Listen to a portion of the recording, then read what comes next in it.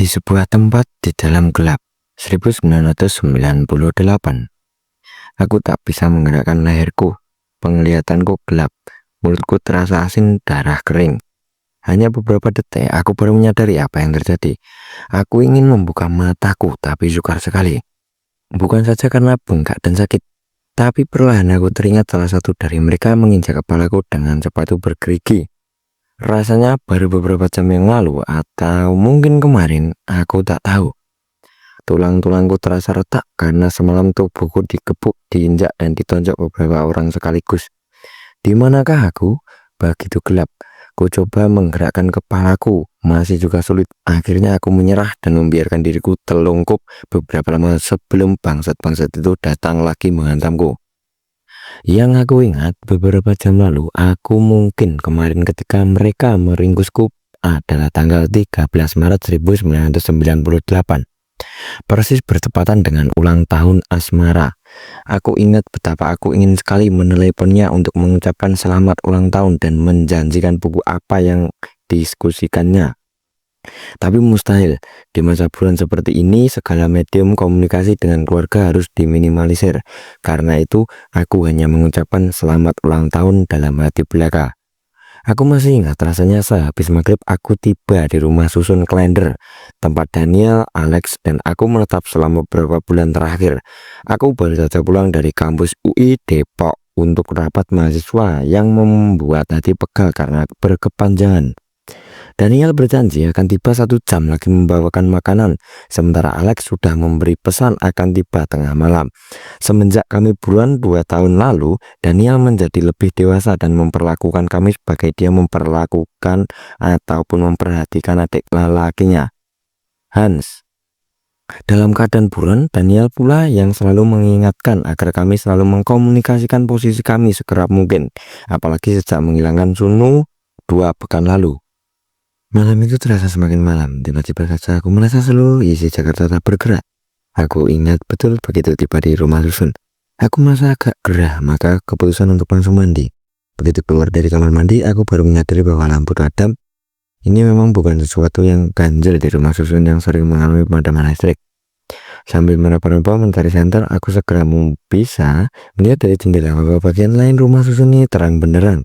Aku mengganti kaos dan mencereng air untuk membuat kopi karena aku sudah mulai lapar dan tak sabar menunggu makan yang akan dibawa Dania. Maka aku mengoprek lemari dapur, barangkali saja masih ada sisa mie instan. Tiba-tiba terdengar suara ketukan pada pintu. Suara ketukan yang terdengar keras dan tak sabar. Aku tak langsung membukanya. Jantungku mulai berdebar-debar. Perlahan aku melangkah ke dalam kamar dan melunggak ke arah timur jendela. Karena kamar mandi kami berada di lantai 2 rumah susun, aku bisa mengintip ke bawah. Kulihat ada beberapa laki-laki berbadan kekar mengenai saibo penutup wajah wall. Tiba-tiba saja aku teringat Sunu. Mungkin orang-orang ini adalah kelompok yang sama yang telah muncul di sahabatku itu. Kederan pada pintu semakin keras dan terdengar mereka berhasil mendobrak. Aku tak bisa lagi berlari atau melompat keluar jendela. 4 orang langsung masuk dan segera merengsek ke kamar dan mengepungku. Mau mencari siapa? Aku bertanya berlagak tenang, seolah adalah hal yang biasa menghadapi 4 orang yang tak dikenal yang begitu saja masuk ke rumah dan mengelilingi itu. Tak usah tanya-tanya, ikuti saja, bentak salah seorang yang bertubuh besar dan tinggi seperti pohon beringin. Jika aku rewel, pasti dia mudah sekali mencabut nyawaku.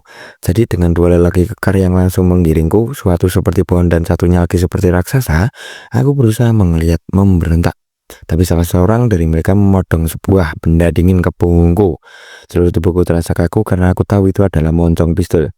Salah satu dari mereka, katakanlah namanya si pengacau, mengaduk-aduk rasaku yang tergeletak di atas kursi. Sial, mengapa aku lupa menyembunyikannya? Di situ ada foto Anjani. Semoga dia tak menemukannya. Si pengacau malah menemukan sebuah kartu. Astaga, kartu penduduk asliku dengan nama asli pula. Mengapa justru pada hari ini aku memutuskan menggunakan ransel yang berisi lengkap? Benar, dia biru laut. Sekjen Winatra. Salah seorang dari mereka lagi maju perlahan. Gaya melangkahnya seperti koboi yang merasa bisa menaklukkan semua musuh hanya dengan 1 tembakan.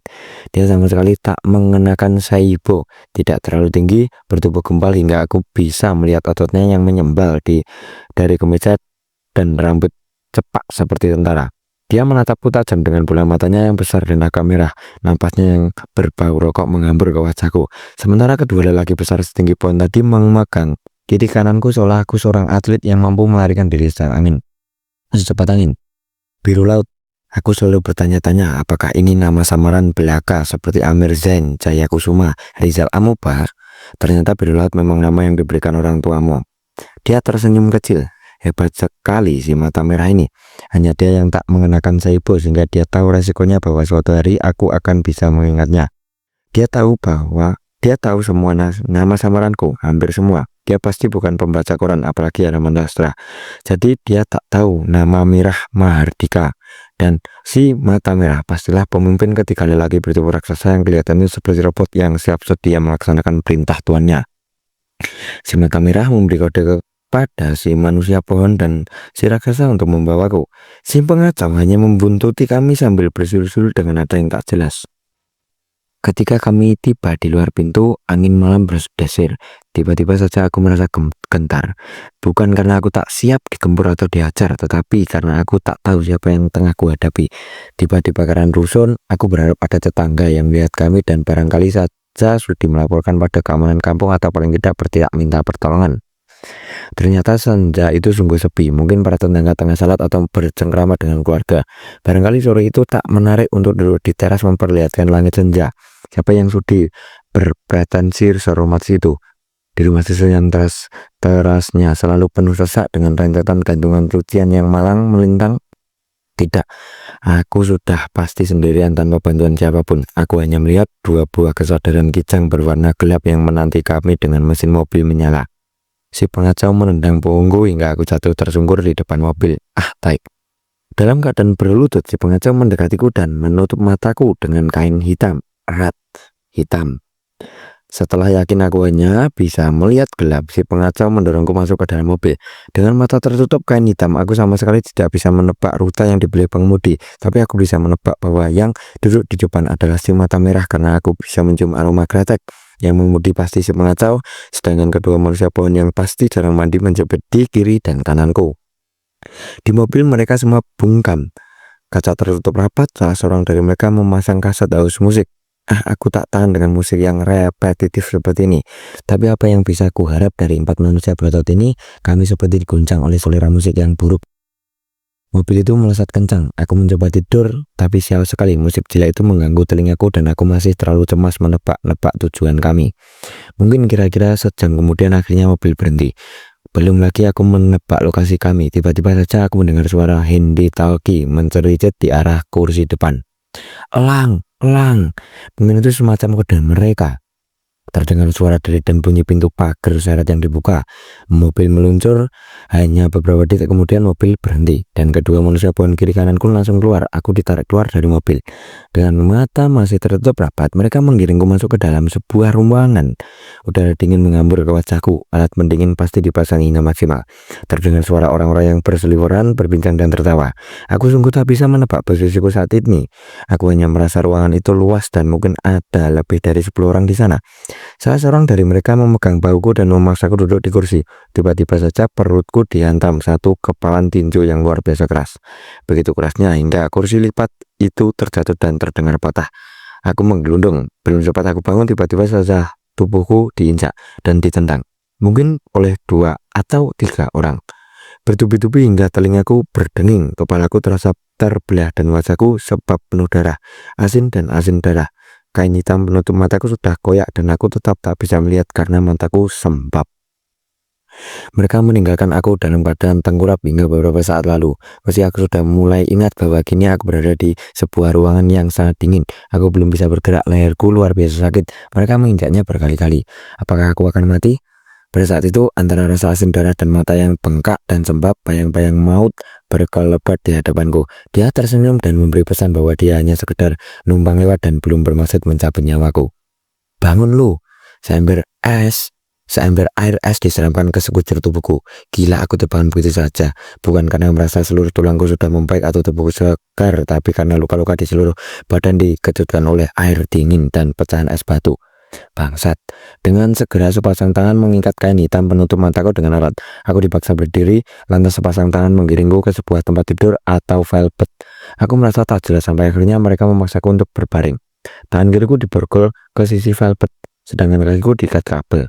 Tidak lama kemudian aku mendengar seorang menyeret kursi dan duduk di pinggir velvet yang agak rendah. Dari napas dan bunyi langkahnya, aku yakin si mata merah ada di sampingku. Benar saja. Suaranya yang dalam dan menanyakan di manakah Galaprana yang kasih Kinanti, siapa yang mendirikan Winatra dan Wirasena, siapa yang membiayai kegiatan kami. Aku merekat bibirku. Ada sedikit kelegaan bahwa kedua sahabatku masih belum tertangkap. Aku merapatkan bibir, pura-pura tuli. Kali ini lelaki lain, mungkin para manusia pohon, berteriak di telingaku. Mana kasih Kinanti? Mana Galapranaya? Aku tetap diam dan bahkan mencoba tersenyum mengejek. Mungkin mereka jengkel, mungkin mereka marah dengan reaksiku. Terdengar kerasak kerusuk tangan-tangan yang berbenah dan tiba-tiba saja sebuah tongkat yang mengeluarkan lecutan listrik menghajar kepalaku. Aku menjerit ke ujung langit, seluruh tulangku terasa rontok.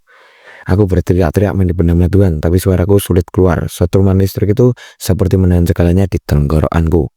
Begitu saja aku mencoba membuka mulut lagi, sebuah suatu bergerigi menginjak mulutku. Terdengar suara si mata merah menyuruh anak buahnya yang bangsat itu untuk menghentikan tingkahnya. Ada beberapa rapat dengan tokoh-tokoh ini. Suara mata merah menyebut nama-nama besar politikus yang kini dianggap sebagai musuh besar pemerintah. Putri proklamator yang posisinya sebagai ketua partai digusur oleh kongres tandingan. Beberapa nama tokoh yang selama ini kritis terhadap Presiden Soeharto. Jika saja aku tidak kesakitan luar biasa setelah disetrum, aku ingin sekali tertawa terbahak. Kami menentang Orde Baru, itu jelas.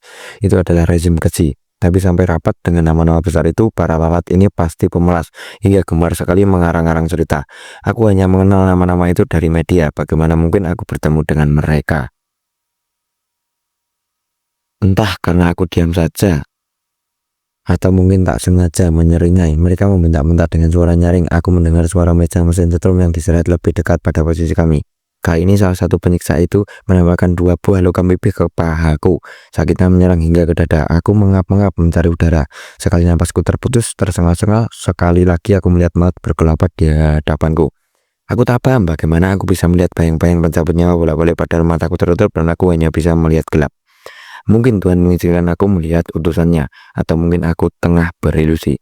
Sayup-sayup aku mendengar suara si mata merah yang dalam-dalam berat dan menegur hamba-hambanya agar dapat menyetrum wilayah dada. Aku tak tahu apa yang selanjutnya terjadi. Tiba-tiba saja segalanya gelap. Aku tak sadar diri. Entah pukul berapa, tiba-tiba saja aku disentakkan suara alarm yang nyaring. Aku sulit bergerak karena rasanya seluruh tulang yang menopang tubuhku itu tak berfungsi. Tiba-tiba saja aku mendengar suara yang sangat ku kenal. Dania, dia menjerit dan meraung-raung. Aku tak tahu apakah aku lega mendengar suara yang ku kenal atau malah khawatir karena Daniel kurang tahan dengan ketidaknyamanan, apalagi siksaan. Dengarlah dia berteriak begitu kencangnya, memanggil ibunya, memanggil namaku, memanggil Yesus. Aku juga bisa mendengar suara setruman yang meletik, pasti terkena sarafnya hingga lolongan Daniel memenuhi ruangan. Tai mereka semua. Aku mencoba memberontak dari ikatan tangan dan kakiku. Mesti aku tahu tak mungkin aku bisa terlepas begitu saja. Tiba-tiba sebuah tinju melayang menabrak kepalaku. Aku berhenti memberontak. Suara Daniel makin meninggi dan tiba-tiba aku dengar pula suara Alex yang mengerang-erang. Terdengar suara gebukan dan tendangan. Para penyiksa terdengar seperti berpesta seraya menghajar Alex. Rupanya kedua sahabatku itu diambil tak lama setelah mereka menculikku.